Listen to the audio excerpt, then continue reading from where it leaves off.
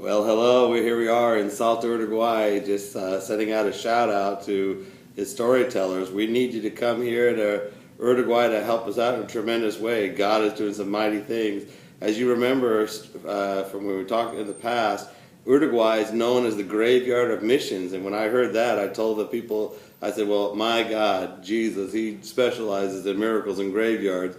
And sure enough, we've been here about a year. It'll be a year and a few more days. We'll have a year here in Salto, Uruguay.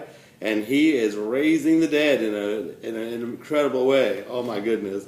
People giving their hearts to the Lord, and there's a stirring of his spirit. And we're doing a project called T3D. T is Trinity, 3 in 1, disciples, T3D, disciples, 3 disciples every 3 months.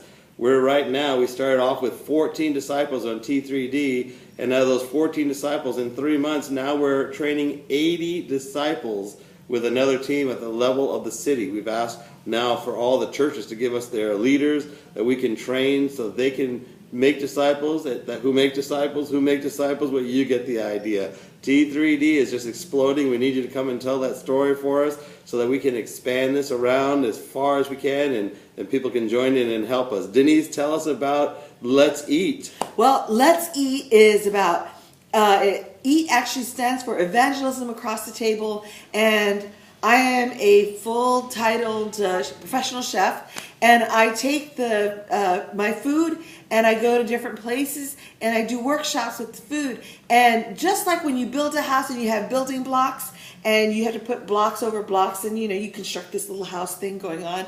Well, same way with doing sauces and soups and plates. I help them design their plates, soups.